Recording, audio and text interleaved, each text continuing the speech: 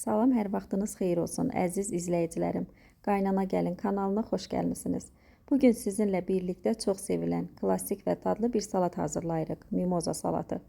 Bu salat həm bayram süfrələrinin, həm də qonaqlı günlərin ən gözəl bəzəyidir. Hazırlanması çox çətin deyil, amma dadı həqiqətən möhtəşəmdir. İlk olaraq lazım olan ərzaqları qaynamağa qoyuruq. Mən yumurtalı suya duz əlavə edirəm ki, onu soymaq mənim üçün asan və rahat olsun. Budur, bütün ərzaqlar qaynadılıb soyduqdan sonra başlayırıq salatımızı rəndələməyə. İlk olaraq salatı edəcəyimiz qabı yağlayırıq.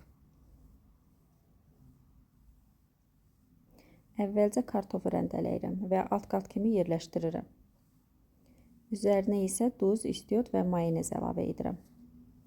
Çəngəlin köməkliyi ilə salatı istədiyiniz formaya sala bilərsiniz.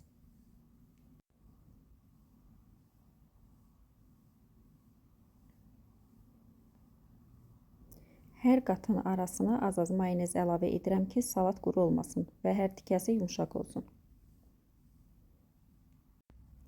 Sonra isə yumurta qatını əlavə edirəm.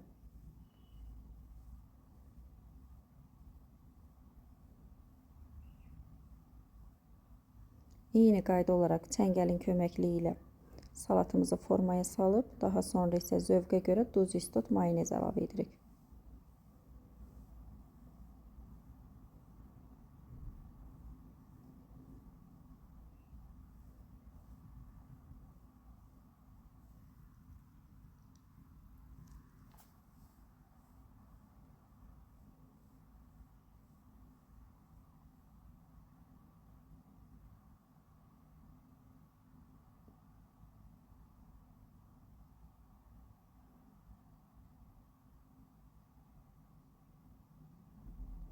İndi isə növbə qozdadır.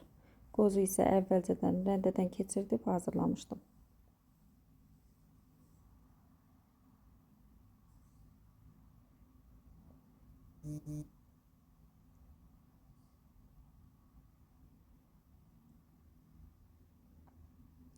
Ardınca toyuğun döşətini əlavə edirik.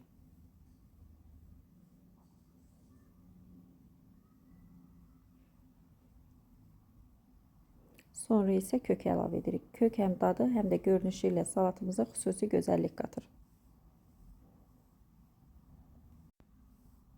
Pendiri rəndələyib ən üst qat kimi əlavə edirəm.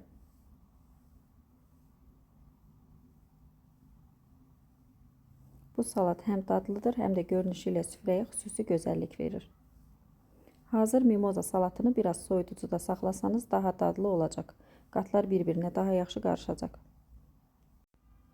Salatımız soyuducuda gözlədikdən sonra qaynanamın son toxunuşu ilə süfrəyə gedir. Əgər videonu bəyəndinizsə like atmağı, kanala abunə olub dəstək olmağı unutmayın. Yeni videolarda görüşənədək hələlik.